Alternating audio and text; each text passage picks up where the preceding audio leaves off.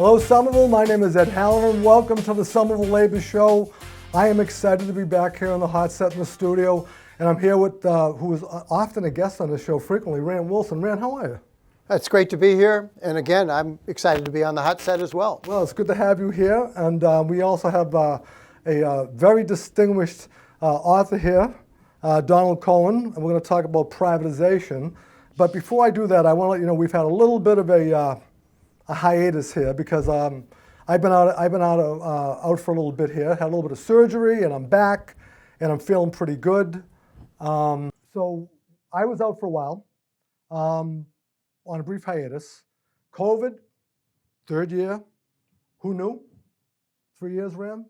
You know, a lot of people passed away. We've had there's been a lot of damage here, and we're pushing on a lot of illness, human life. But we're back at it again. We're back in the studio. We're happy to be here. So I want to thank people who watch us on the Somerville Media Center channel. I also want to thank our YouTube subscribers because we have a lot of YouTube subscribers that are watching the show now. And we're excited to have that. I had someone stop me the other day and say, "When's your next show coming on? What's going on here?"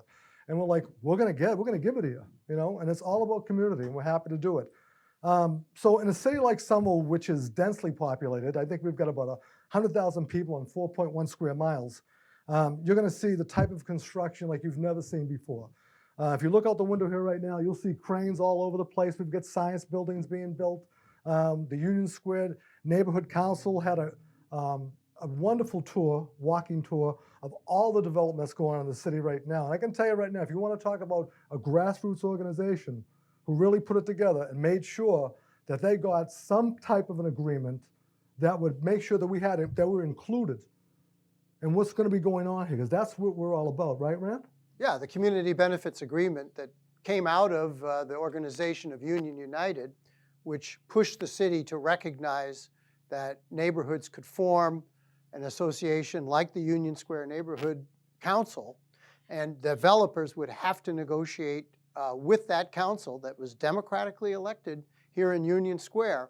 The developer, US2, had to meet with them, and they together privately worked out a community benefits agreement around housing, jobs, open space, parking, and a whole host of other issues, art, you name it, that were put into that deal. Mm-hmm. And then it was ratified democratically by a vote of the community. We're really hoping to go forward with more community benefit agreements in Somerville, whether they're in Assembly Square, Davis, along the Green Line corridor.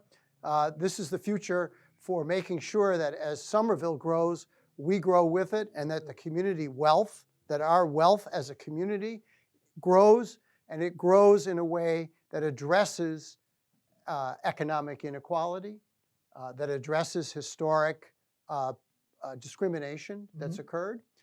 So this is really an exciting time in the community. Yeah. Well stated by Rand, as always. So one of the things that concerned me is always outsourcing and privatization. Now this has been going on for decades and decades. Goes all the way back to I probably remember when Reagan was president, right, with the air traffic controllers. So Donald Cohen, I want to ask you a little bit about that, okay? And welcome to the show.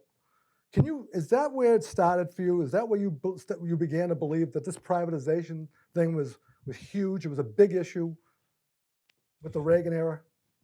Yeah, well, in terms of looking back, I would say Reagan period was an important period, but there was a pre-period of conservative, economists, Milton Friedman, Hayek, the beginnings of right-wing conservative think tanks like Heritage Foundation and Cato, all that started before Reagan, but it created the intellectual framework for Reagan to come in and be kind of the propagandist in chief for, an anti-government, pro-market, worldview, and a commitment to, dismantle public services. The interesting thing about Reagan, though, is that he mostly failed to privatize much.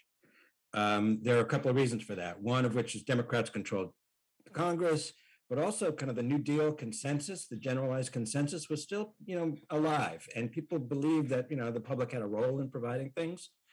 So it was, during the Reagan period, the the conservatives, the anti-labor, public folks figured out that privatization could be a strategic approach to breaking the pro-government consensus and to downsizing government. So they figured that out strategically. Bill Clinton comes in, George H.W. was there, but that was a moment, just a moment. He didn't get much done. Clinton comes in as a new Democrat in the anti-government environment created by Reagan, and he actually supercharged the privatization agenda. It was Clinton that started it at a large level. Wow. Okay. So there you go right there. Well, I'm telling you, that's why we need to be very skeptical of both Democrats and Republicans, in the sense that, neither party has traditionally, you can't assume that they're going to be champions for working people. You have to have a critical eye. Now, you know which side I lean towards, but this third way that was promoted by Clinton, some elements of that were still contained within the Obama administration. You still had some of these same kinds of free market thinkers are still influencing government even 20 or 30 years later. I consider it as a massive propaganda victory of the right wing in America over the last 40 some odd years, say, that it is now government is wasteful, inefficient. They're just sort of in the air, these beliefs, things that become beliefs in the air that take away your freedom. Private sector is more efficient, and the market's a better instrument for, sort of making sure things are delivered to more people. These are the arguments that we deal with every day by Democrats, by Republicans, by everybody. Those beliefs are in the air. Yeah. So they have, and that is that's a 40-year effort to strategically shift the center of the ideological center of the country to the right, and they have succeeded to a great extent. So your book, so currently in Somerville, we have outsourcing, we have privatization, we have it municipally. We know it, we feel it. I was excited when I saw your book, and when I began to read some of your book. This is a big book. This is a lot in here, a lot of research. And so it's appropriately named The Privatization of Everything, How the Plunder of Public Goods Transformed America and How We Can Fight Back. Donald Cohen, and is it Allen Mikaelian? Correct. Okay. America's leading defender of the public interest and best-selling historian, show us how to prevent the private takeover of our cherished public resources. So you're in California, right? LA, welcome. We had a little conversation about the Super Bowl before this whole thing started. Love the halftime show. We might play a little music for you later on. Anyway, Rand is here with me as well. Donald, what is your background? I wanted to ask you that, and what urged you to write this book?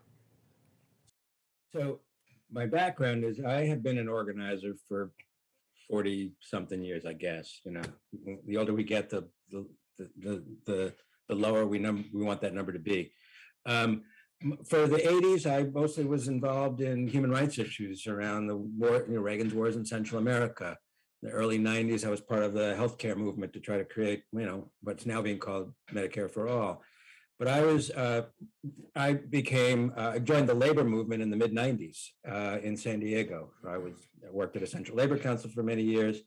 And in that same period, created a nonprofit that spawned the organization I run now called In the Public Interest. The nonprofit I created in San Diego is a sister organization for Community Labor United in Boston. But I also, in that mid 90s, there was clearly the labor movement had been under assault. There was some new energy happening in the labor movement. We better start organizing again. And, I believe, my orientation or my focus was, okay, well, first we need to save what we have in the labor movement, which is the public sector, right? Because we need a unionized public sector because it provides opportunity and all sorts of things. But we also have to figure out how to, turn back the tide on negative attitudes towards government, on things that on the idea of public, that we had to do that. So that's basically what I've been doing for the last 25 years. And this is what urged you to write the book, obviously.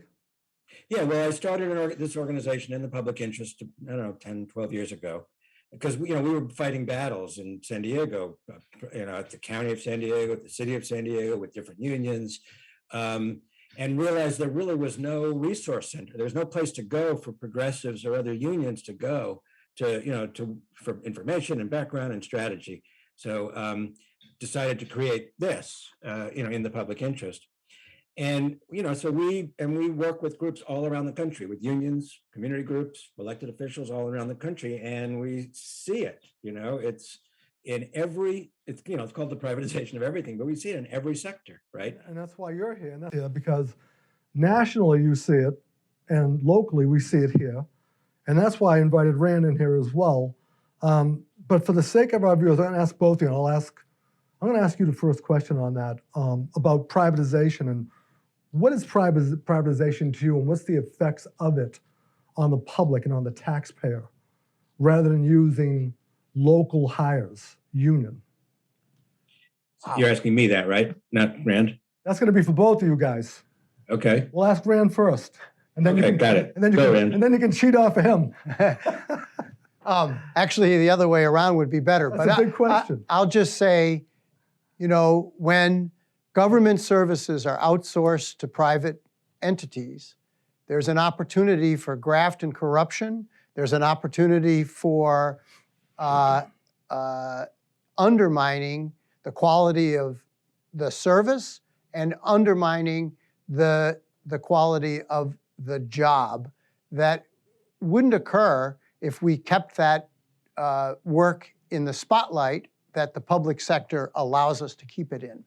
In other words, there's a transparency when you do your job with the Department of Public Works here in Somerville. We know what your salary is. We know what your hours of work are. We know where you stand in the seniority roster. There's a lot of information that is revealed in the public interest for everybody to know. But once that work goes to the private sector, all of that is lost. And the kind of cronyism and opportunity for government contracts and the influence that these people can have with our elected officials can be very corrupting. And I'll just leave it at that. And Don is really the expert on this. Well, I want to ask Don, I want to ask you this before you answer the question, right? You mentioned something that when a good service is privatized, it means that someone has figured out how to make money from it, or that they want to exclude segments of the public. So you can just kind of take that whole thing in, Donald. Yeah, so I have a little bit broader definition of privatization than just outsourcing. Outsourcing is a huge piece of it, and it's for everything. It's prisons, water systems, roads, custodial services, so it's everything. That's it's the centerpiece. It's the bulk. But the definition I use is private control over public goods, and that's a little broad. And there's different mechanisms by that happens. So what do I mean by that? Public goods meaning the things we all need: health, education, community, transportation. It's the stuff that we all need, and we all should have, and we need everyone to have, right? So we can, and that we should have public control over those things. We should be able to decide, not the market, who gets and what those things are. So let me give all the stuff that Rand said is absolutely true, but I'm going to put it in a little bit of different context as well. First off, it's an assault on democracy. Number one, I'm going to give examples for each of these things. I'll say them, and then you can decide if I should just keep going. First, it's an assault on democracy. Second, there's massive extraction happening, right? So when a company takes over a public service, they have, say a water system or a prison. They have high executive compensation packages for the top, for the CEO and the top executives. They have returns to shareholders. They have, sometimes debt service, because they're often buying up other businesses, other companies. So there's all this money leaving the service, right? And there's only one place to get that from, right?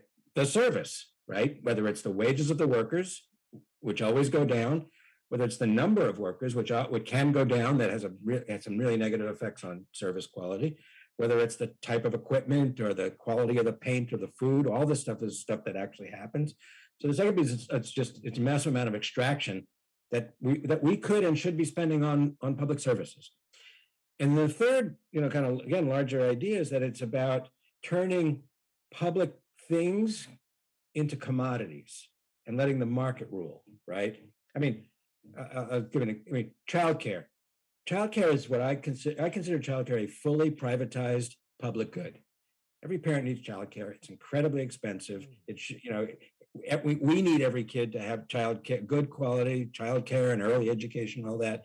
But the private sector's got it. It's because we have decided, quote, decided that childcare is a commodity and you get it if you can afford it. And there's a shift going on in public services when we move things from, publicly provided to you pay what you can, you get what you can pay for, and that's it. So those are kind of the three big issues. I'll stop for a second, but I can give examples for some of those. Well, I'm glad you stopped because I want to ask you a question about that. So you mentioned that it's an assault on our democracy and that privatization impedes our ability to move forward, right? So you do have examples because, in your book you show us examples. What are some of the major ones that you have you've discussed? Well, so I'll tell the story about what happened in Chicago in 2008, 2009, when they sold off their parking meters, is the story I'll tell. So this is the way it happened. On a Friday, worst time, terrible depth of the recession, cities bleeding red ink, real fiscal distress in local and state governments, for certainly. On a Friday, Mayor Daley at the time, announced a proposal from three global corporations: Morgan Stanley, Wall Street investment firm, a sovereign wealth fund from a Middle Eastern country, and a national parking company. And what they said was they'll give the city $1.1 billion up front in exchange for control of the city's 36,000 parking meters for 75 years. Vote on Tuesday. They vote, they do the deal, acting out of desperation. Everybody hates this deal in Chicago. They got taken financially. It's incredibly stupid to borrow on your future 75 years of future parking meter, revenues. 2083 we're talking about. But here's the problem. Here's where it gets to democracy. For the life of the contract, so still another 60, a little more than 60 years, that if the city wants to create dedicated bus lanes, eliminate spots, or bike lanes, or turn a neighborhood into a pedestrian mall and just completely eliminate cars to deal with climate or land use patterns or housing, they have to buy the spots back for the future value of the spot. What that means is that if you're, the elected city council and mayor, whose job it is, those are municipal service, those are municipal responsibilities: land use, housing, transportation, the fundamentals. They can't do their job because they are, their hands are tied by this 75-year contract to keep the private whole because they can't afford it. They don't do it. So that many contracts, they're not all the same as that one, but many contracts limit democracy because they lock in the authority over things to the private contractor. And that's, I'll leave it to that example. Yeah, because you know what? Others as well. Yeah, you also talked about not only the Chicago issue with the parking meters, dormitories, charter schools, prisons, Medicare, trash companies, even the water that we drink, privatization with that. And that's some of the things that I really enjoyed listening to. I think there was part of a podcast that I listened to as well. So there's so much here. Pretty amazing. I want to ask Rand a question too, because we always have to bring the union issue into it. Because it affects us. It really does. So I guess what I'm asking here is that privatization is it a way for government to attempt to eliminate unions, in your opinion? Do you feel that? Well, think about Assembly Square. Here in Somerville, Don, we have a large development in what was formerly auto manufacturing area that when the Ford Motor Company went out of business there, they turned it into a mall, and it was kind of a failure. We had good times there, remember? Yeah. But it took off about 10 years ago after IKEA pulled out of the deal, and then we had Federal Realty Investment Trust come in, and they developed this a large parcel of property. That's city property that's been developed, but it's being maintained by private companies. So we've lost a portion of the city is no longer under the purview for, trash, snow, maintenance of certain roads. That's not right. And, we've got a new administration in the city. That ought to be looked at, right? We're going to be looking at a lot of things to change here. That's right. And let me go back to your discussion about a community benefit agreement, because I think there's a relationship, deep relationship. I negotiated one in San Diego a number of years back. So the normal way development happens, when going back to my definition, private control over public goods, right? So the old way was the developer, does a deal, they figure it out, they go do some dog and pony shows, they get some community support, and they do their deal, and nobody puts demands on them, right? So they fundamentally decide, because they say it's the market. They decide they decide how much, whether there's affordable housing or not, whether there's access to jobs. They decide all the things that you ultimately negotiated, and they don't usually decide it the same way we wanted. So what you all did was take control over, at some level, at least partial control over the development process, which is fundamental to how we live, right? And how a community exists and all of that. So I see what you did in negotiating that community benefits agreement as an attack on privatization. Absolutely. In fact, you just had a what are you doing on a community benefits agreement? You guys just did a whole thing on that, right? Yeah, we had 60 people in a community benefits training, because development is really taking off in Somerville, and it has for the last I'd say 10 years or so. The city's been just on fire with developers, and it's resulted in a lot of displacement, and it's resulted in some of the best characteristics of the community being eroded. And if we don't get a hold of that, we're going to lose the very things that make people want to come live here and make developers want to come build buildings and housing here. So would be in the long run doing a favor not only for the city but even for these developers to make the community continue to thrive and be a place where people want to live, work, and play. Yeah, man. That tagline drives me crazy, though. Yeah, well, we've heard that. Live, work, and play. Yeah. Live, work, and play. That's you can work here, but you can't live or play here. Yeah. So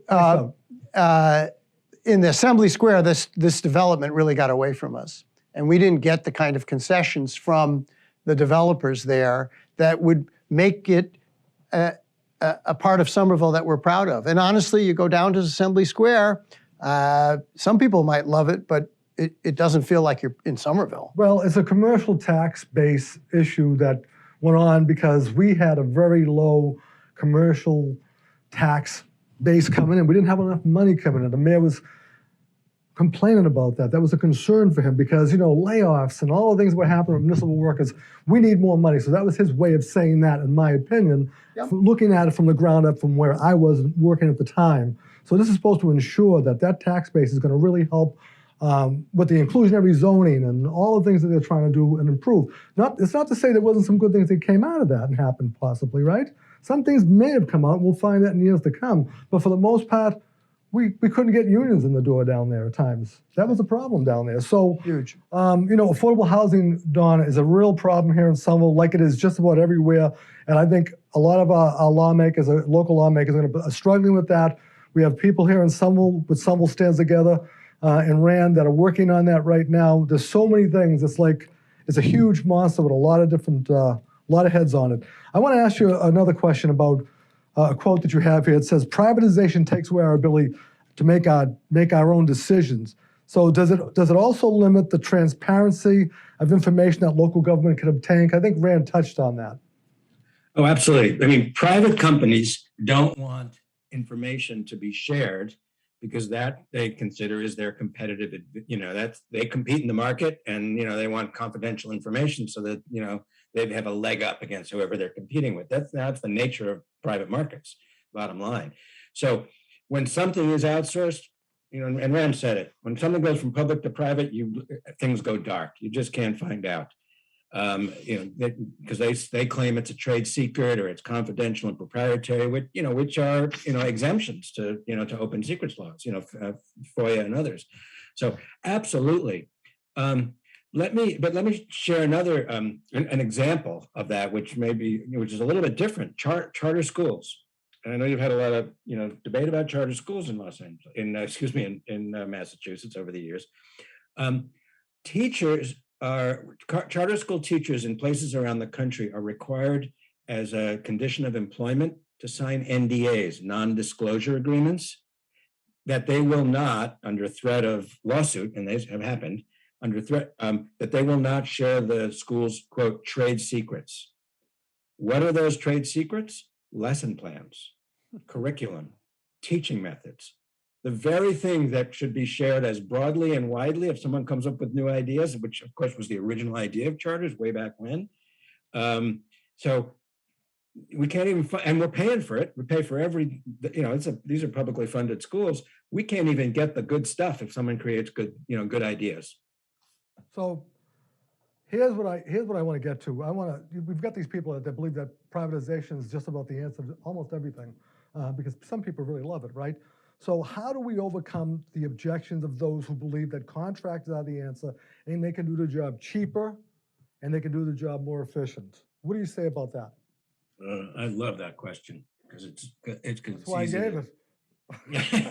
So here's why. So I'll use the example. Okay. So first off, what I said earlier, they say cheaper, but start with they have high, their executives make a lot of money, sometimes in the millions, the larger corporations. They have returns to investors. They have debt service. They have lobbying and campaign contribution. They have all sorts of business costs that, in concept, objectively, are legitimate business expenses, even if they're too much. So they're taking money out of the service. That's the first thing. So then they're going to go to then you go to the service to find out. So then we say, well, let's talk about it. You're obviously doing it more efficiently, because, we're saving money. We ask a very simple question. What are you going to spend less on? Because you're going to spend less on some concrete things, some real things. So, and it's an incredibly finite list. Wages and benefits of workers, number of workers, quality of equipment, level of service. When Iowa privatized their Medicaid, service went down, got hard, people got less health care. It's really simple math, right? So they say efficiency. I think it's critically important to interrogate that question, because all efficiency is they're going to spend less to get more. Okay, well, let's find out what you're going to spend less on, because we know we're not getting more. Let me give you another quote from Donald Cohen. Privatizing America is a divided America. And so here we have how to prevent it, how to stop it. That's my question to you as we're getting close to the end of the show. What do you think? About how to stop it, or about the divided America? I didn't get the question. I want to. You want a piece of that? Yeah, I want to know. Go ahead, Rand. Yeah. Prevent it and stop it. Prevent it and stop it. What are some of the strategies that we can use here in Somerville, based on your experience, that would help us bring back work that's been privatized, and then strategies to prevent privatization? And we need both, Don. Absolutely. So first thing to remember is there's a long, there's a medium, and there's a short game, but it's a long, just it's first important to remember they played the long game. We do too. We need to play the long game, in terms of ideas, in terms of movement and all that. So I'll set that aside, but it's really important. This doesn't get turned overnight. In concept, what we need to do is, you sort of did it with your CBA, your community benefit group. Our job is to set standards, right? I don't know if your sanitation is private, waste management, or public, but it's a public service. Right. And, we looked at Teamster contracts around the country, and some were better than others in terms of the quality of care. But first thing is, we have to set standards, job standards, environmental standards, the quality standards, all that, and then make sure that we have enforcement and cops on the beat and, with real teeth, and all that. That's sort of the crucial piece. In terms of, if we could legislate that. So when we want to be proactive, which is hard to get people to do it because it's, there was no threat. So why should we do this? Go past living wage ordinances, go past transparent, pro-transparency ordinances, and we have a whole package of this stuff. That in polling we've done over the years is popular. Good government practice. because if you're doing it right, you don't do it. If you set high enough standards, so that's the first. If you can, you set. You create local ordinances, you create state law to move that. Massachusetts does have one of the best laws in the country, even though it's been under a threat, the Pacheco bill, in terms of standards. So I know it's under threat. And I believe my staff has been helping Clue and others to come up with, municipal level policy to go, Pacheco 2.0 to set those standards. In terms of how to fight it, here's what we tell people. First off, the earlier you find out, the better chance you can win. So what is that? The later you find out, the better the likelihood is you will lose. So the core approach we teach people is to keep ear to the ground, rumors, what's happening. Often it is the workers and the agencies that hear about it first. It's, when it's in the paper, it's pretty far along. So find out early, number one. Number two is then start asking the hard questions. And again, we have lots of materials and tools on this. We'd be happy to come even do a training for folks, because when the proposal to privatize comes, it's usually a parade. Like you were saying earlier, Ed, it's cheaper, it's better, it's faster, no new taxes, vote yes, right? So what you do is, okay, let's just hold off. Like in Chicago, had they said, will we lose the ability to create bus lanes? How much are they going to make? How much could we make? Right? And so there's a list of questions to interrogate, because the proposers, and that could be the mayor, it could be the private sector, it could be whoever it is, often, almost never does really due diligence in thinking forward to those things. And we have used this approach many places and to great success. So that's why I think it's another quote, or maybe came from your book. It says, in short, and depending on the contract that the city agrees to with a contractor they hire, the city can lose control and may not be able to make their own decisions without first negotiating with their new partner, the contractor. That's exactly right. I mean, I think about like let's say you're just managing, like private sector companies, well-run ones would never do what governments do. Outsource something and not increase their overheads, their monitoring staff, which happens all the time. I mean, they just wouldn't do this stuff, right?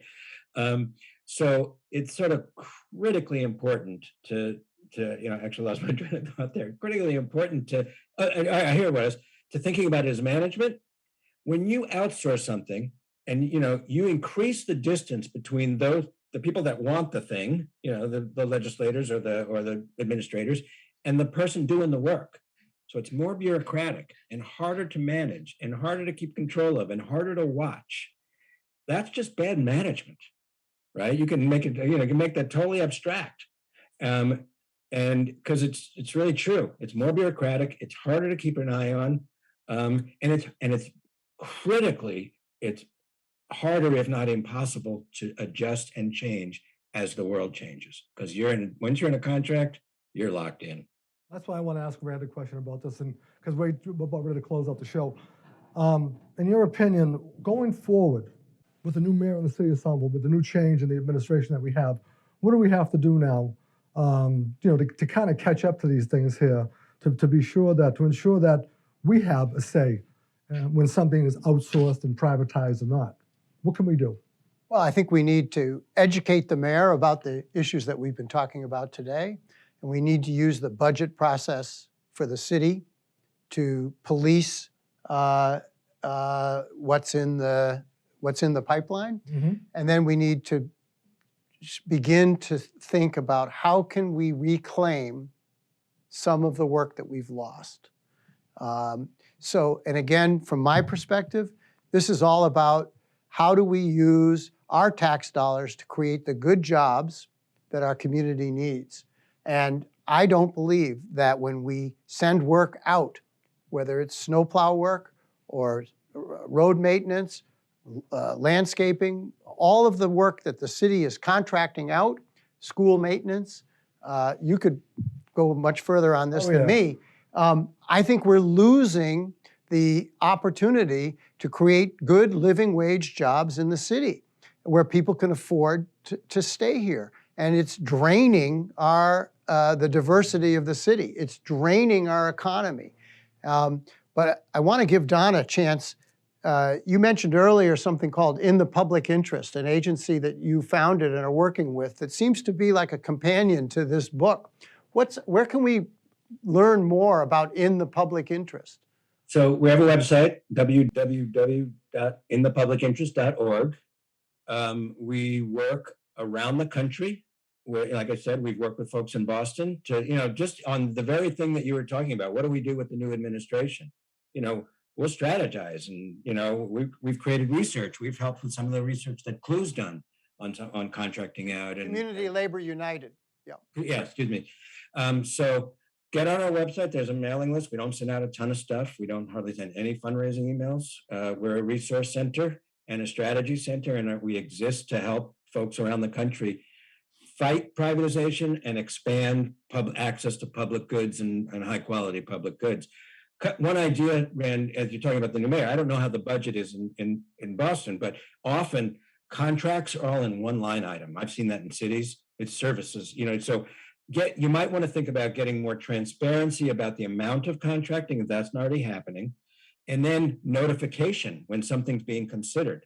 Right? Early warning systems is a really good thing to have. And then, we could go much further.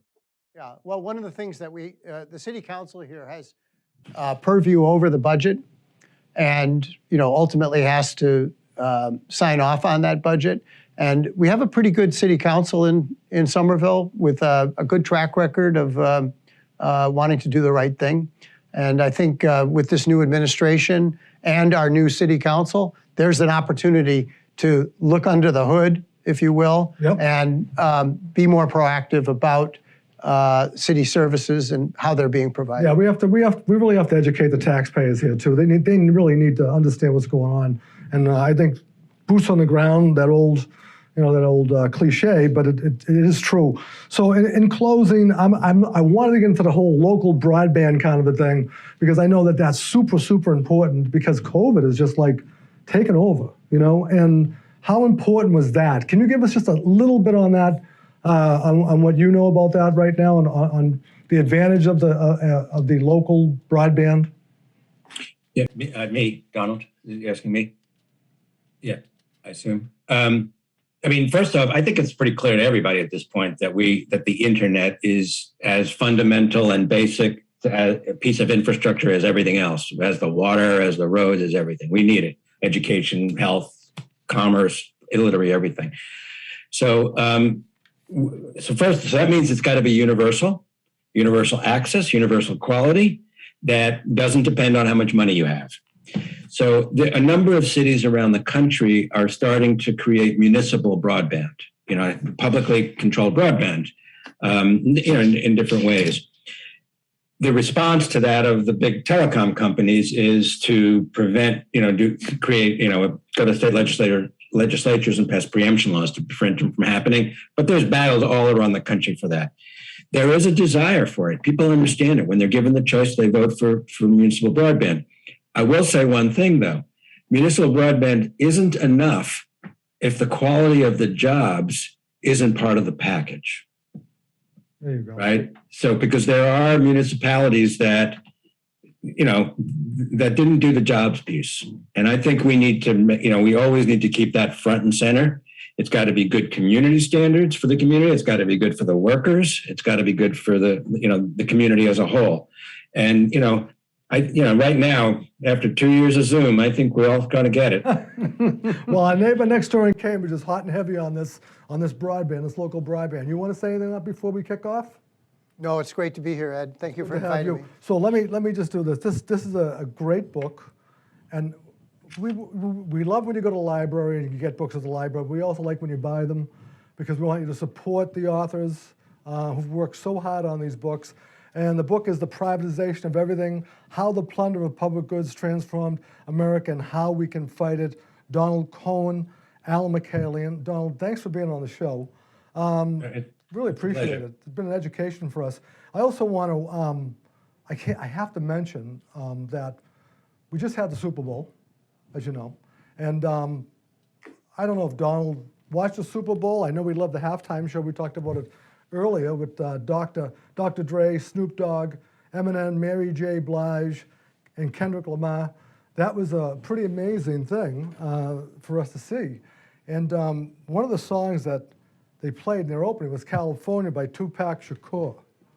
I was going to ask Rand to read this, but you know what? What we can read on the air, I will read, and I won't rap it. I promise all of you, I will not rap it. So I've been in the game for 10 years making rap tunes, ever since Honeys was wearing Sassoon. Now it's 95, and they clock me and watch me. Diamonds shining, looking like I robbed Liberace. It's all good, from Diego to the Bay. Your city is the bomb if your city's making pay. Throw up your finger if you yell, feel the same way. If you all feel the same way, Dre putting it down, California. Signing off. All right? That's Thank great. you. Thank you. And we clean that up. I want to thank everybody. I want to thank Rand Wilson. I want to thank Donald Cohen. I want to thank Rui, who's a switcher here. Great guy. Love what I do. It's all free, man. We're just volunteering, and we're all just trying to help each other, you know? We're a strong bunch of people. We're going to get through it. I hope to see you soon, Donald. Okay? Maybe you can make it here to Somerville, Boston. And if you do, please look up Rand Wilson. He's got plenty of room in his house. Okay, I'll be there. I am planning to come at some point this year. And we know lots of people. There's lots of good work to do there. All right. So on the way out, I think we'll play a little California for you by Tupac. Over and out. Thanks, Don. Thank you, Ed.